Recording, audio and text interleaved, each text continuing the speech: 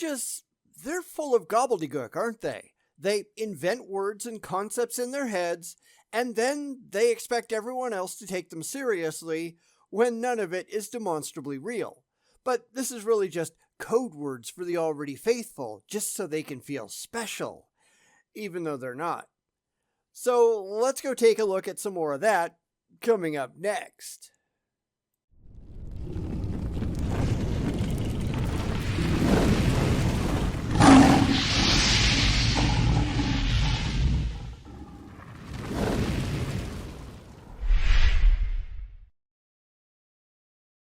This video comes from Paul Washer, kind of, and Keithe Thompson. Don't worry, that'll make sense in a minute.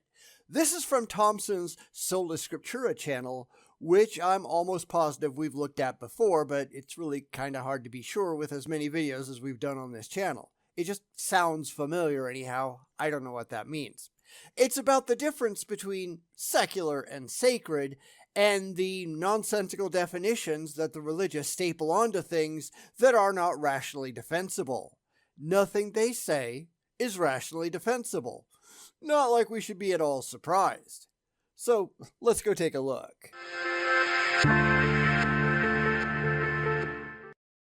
You see, you need to understand something, young person. Listen to me. If you became a Christian, two things I want you to know. There's no longer the sacred and secular in your life. It doesn't exist. It never existed because there is no such thing as sacred. The sacred is a supposed connection with a god or gods. And since there's no evidence for any god or gods, then it's just another made-up concept that the religious really want to believe. Granted, he says, if you became a Christian, which is essentially the same thing as saying, if you became a moron. But that doesn't change actual reality, does it? Things are what they are, not what you really want them to be. This is just an arbitrary way for the religious to insist that they are special. I mean, short bus special, yes, but otherwise, no. There is no sacred. Stop being a putz. In Catholicism, there's this idea that I have a secular life and that I have a sacred life, and the two don't meet. Screw Catholicism. Now, keep in mind that Washer is a neo-Calvinist, although he is kind of wishy-washy on it if you think about it, depending on the day, but regardless, he's not a fan of Catholicism, and frankly, most of the apologists that we look at around here, they probably wouldn't be fans of Washer, but I don't really know how relevant that is, I just had to throw it in. He's still pushing ideas that have absolutely no rational basis. I get his point. It's just that his point is entirely indefensible. It's like saying, once you accept this load of BS, then you'll see everything is BS. Yeah, but that's not something to be proud of. I'm sure he wouldn't put it that way, but that's essentially what he's saying. You just have to prove that the BS is true first, and he has absolutely zero interest in doing that, does he? He just really likes the idea, just like most apologists do, but liking the idea, that doesn't make it true. One is basically a life independent of God, and the other is kind of like, well, this is what I do when I go to church. That no longer exists if you're a Christian, because everything is to be sacred.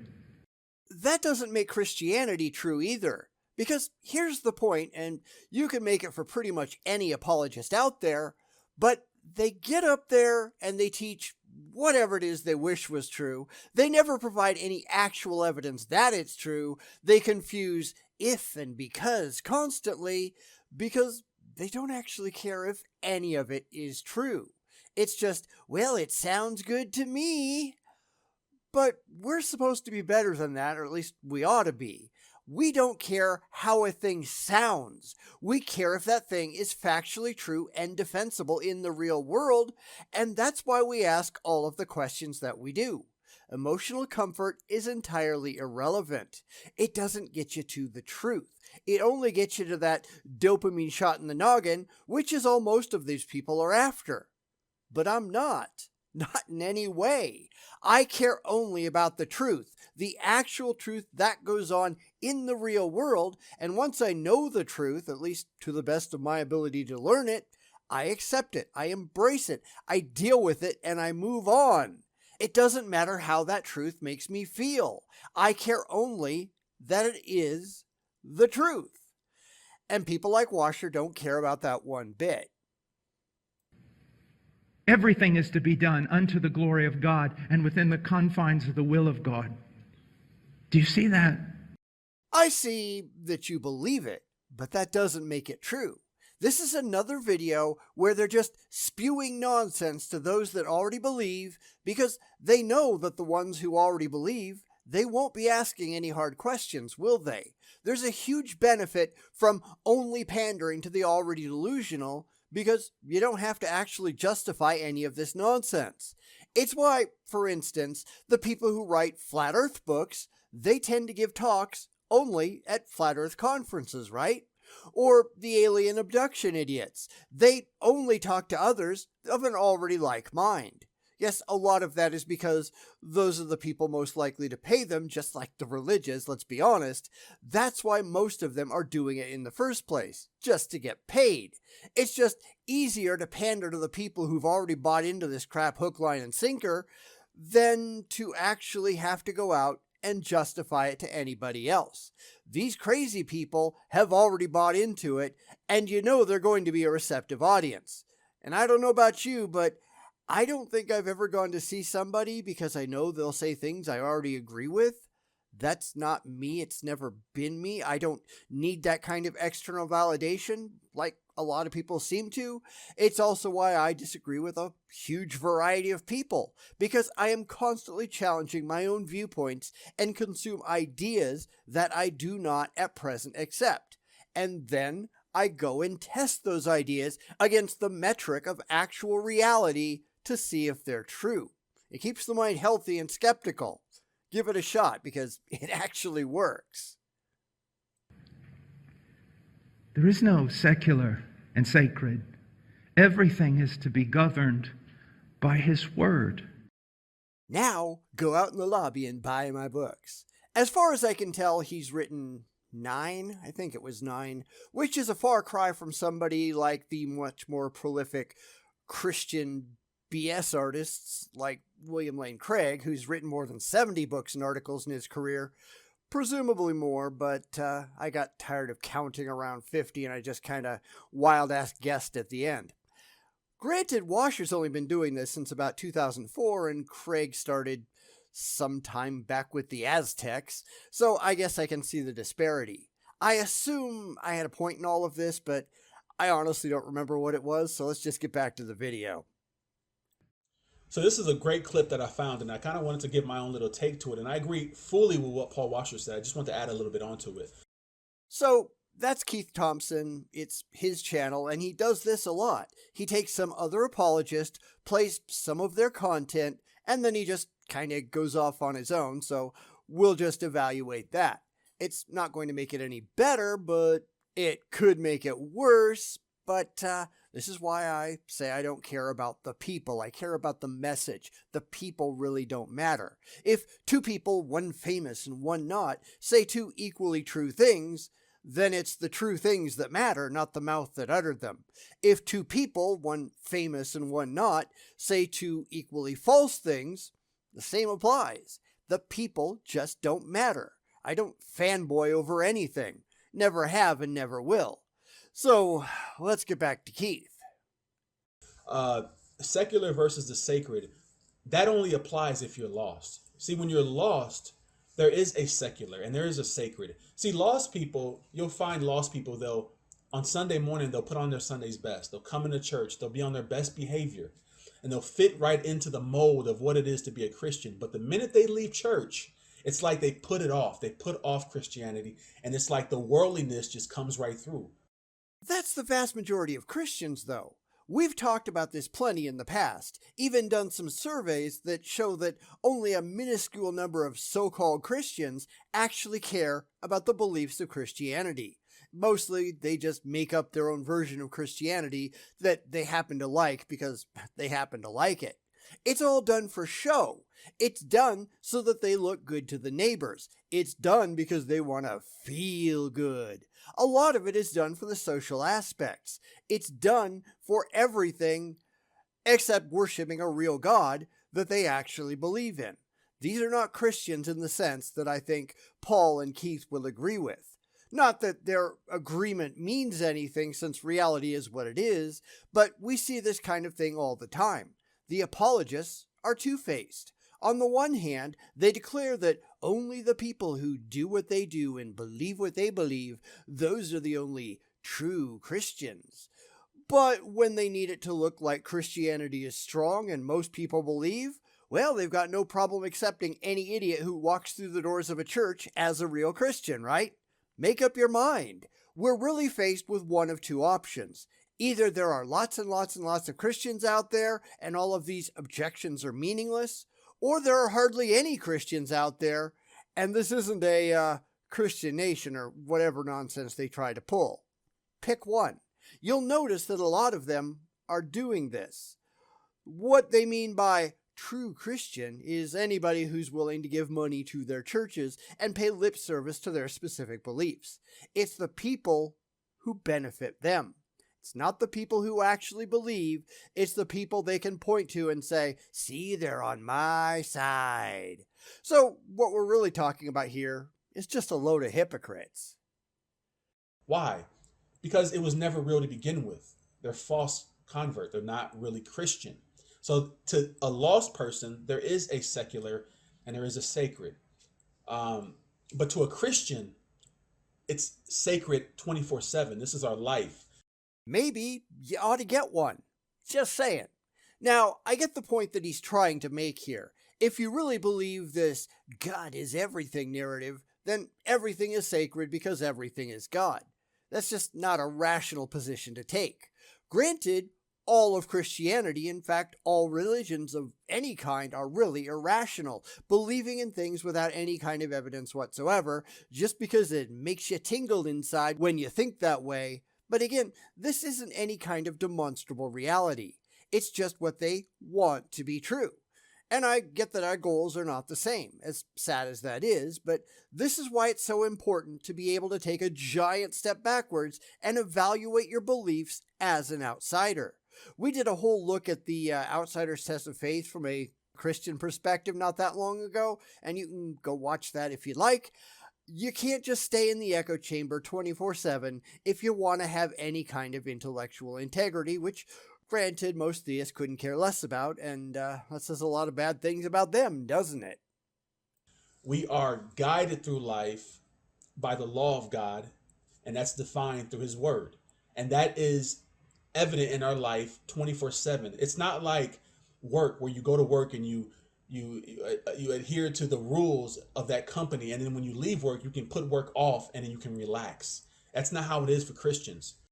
Well, that's how it is in reality. Now, I get that you don't want reality. You want an emotionally comforting happy land in your head where everything is cut and dried and you don't have to do any kind of hard work or come up with any worthwhile answers because you think that everything is just laid out in a book of mythology from thousands of years ago. I understand your position. I'm just pointing out how dumb that position actually is. Saying it's all in the book doesn't mean anything. Just because you really like the book, that doesn't make the book true. And this is yet another place where they always go wrong. I'd be fine if you could independently verify that the book was true, but they're not even trying to do that, are they? It's all faith and fifis. It's all, this is what I want to believe. But I don't care what you want to believe. I care what is actually true. They refuse to take the book apart and study it objectively. They care about the book because the book makes them feel good, not because they have objectively tested it and proven it to be true. This is true of all religions, really, at least the ones that have a holy book or books that they revere. It's a gigantic blind spot, but they don't care, do they?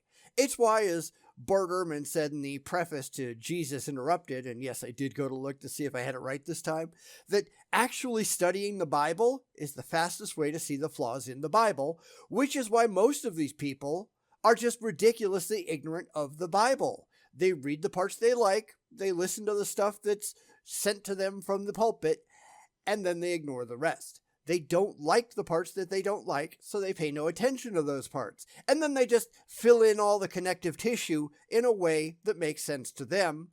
Then they seek out other people who are doing the exact same thing in a similar way, and then they declare those people right and anyone who disagrees wrong. That's Christianity for you, and other religions, they're all doing pretty much the same thing. That's why you have all of these individual sects, because there are a whole bunch of people going, this is what I really want to believe, but they don't care what's actually going on. There's no reason to think that any of it is true, but as we know, truth means absolutely nothing to the faithful.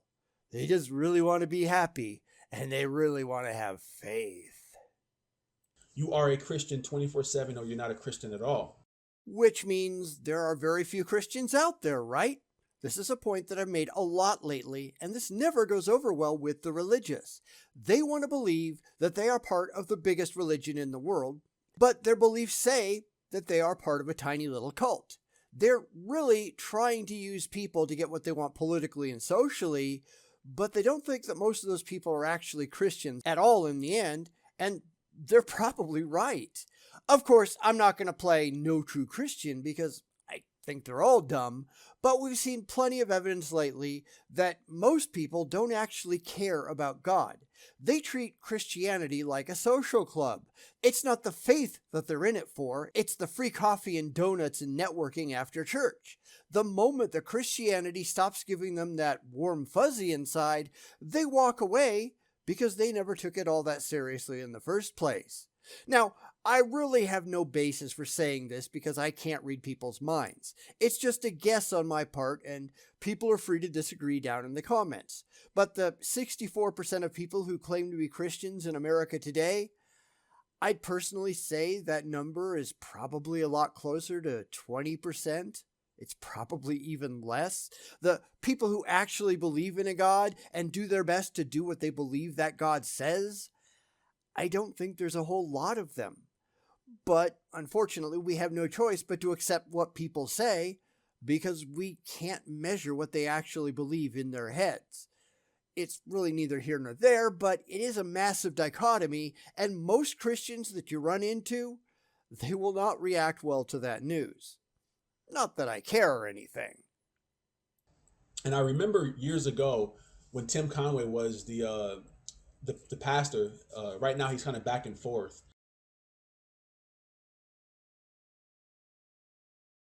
from Manchester to Texas. But when he was the main pastor at Grace Community Church in San Antonio, I remember him talking about how one of the one of the members of the church needed to get a ride from another member.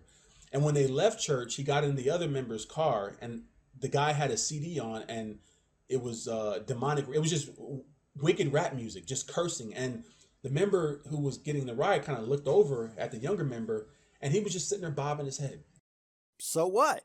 Now, I don't care for rap, but that's just a personal decision, and anybody who wants to listen to it, knock yourself out. I mean, I get the point here, but a lot of this comes off like tone policing, and as people well know or should know, I don't put up with tone policing at all.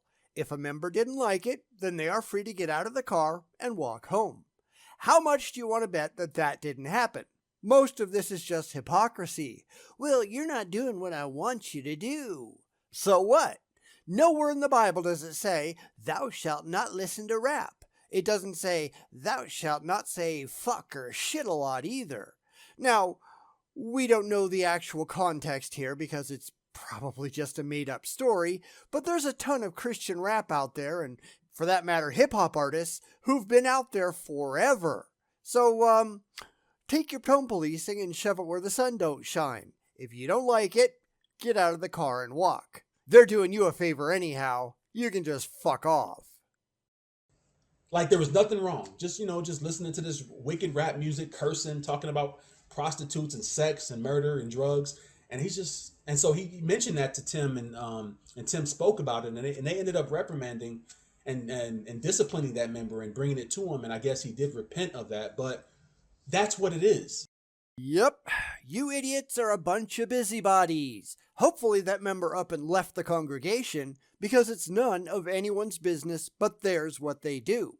There's a whole lot of churches out there that pull this, mostly the extreme fundamentalists and evangelical ones, And to be really honest, they're not looking so hot right now, are they? Now, he did mention Grace Church in Texas, so I went looking, and there are a number. The first one that Google came up with, the one in Houston, one of the lead pastors is a woman, and I guess they never read 1 Timothy 2:12, so that's probably not it. That's just an aside, though, since he mentioned Grace Community Church in San Antonio specifically, so let's go look at that. They describe themselves as an aggressively God-loving, Bible-saturated, Spirit-filled church, meaning it's a bunch of asshole fundies. And you know what the church is? It's in a strip mall. It's a bunch of padded chairs that they set up on Sunday morning so the pastor can just scream at people. And that's why most of these loudmouth assholes like Steven Anderson, they can't get anyone in the doors to listen to them because they're pricks. Now, I know nothing about the pastor at Grace, but this doesn't look good for the quality of his preaching, and at least in my experience, a lot of these fire and brimstone churches, which I'm not claiming that this Grace Church is, mind you, but a lot of those churches, they exist only because other, bigger, and more successful churches threw them out on their ear. However, I can't really speak about that, so I'm just going to leave it here. When you're lost, there are two worlds, but that's the danger. If you're a professing Christian and you live in two worlds, the secular and the sacred, you're false. You're lukewarm. You're not in. Well, he's right in a way. There aren't two worlds, at least not two real worlds. There is only the real world, the one that we actually live in. And then there's the magical happy land that you've made up in your head to believe because it gives you emotional comfort. I agree that you shouldn't live in two worlds, but you people are living in the wrong one because the one you favor isn't actually real. Granted, these videos aren't being made for people who are rational. They're being made for the immature children in the pews who can't handle actual reality, so they retreat into the religious echo chamber so their pastors can lie to them in exchange for their money. We get it. Really, we do. They'll never agree with it, of course, but your assent isn't required. Reality is what it is, whether you like it or not. I just think it's interesting to watch these people be right, but in a completely wrong way. So let's continue. Okay, and you need to be afraid. You need to really examine yourself and deal with that issue, because it might expose that you haven't been converted. You ever notice that the people who spend the most time playing No True Christian are supposedly themselves Christian? It's sad to watch groups, and it's not just the religious who do it, but to watch these people just eat themselves from within. I could really make other points here, but I'm not going to go there. But you're not as pure as me. Really? Because if I ask that guy over there if you're as pure as he is, he's going to say no. 45,000 and then some distinct sex, remember?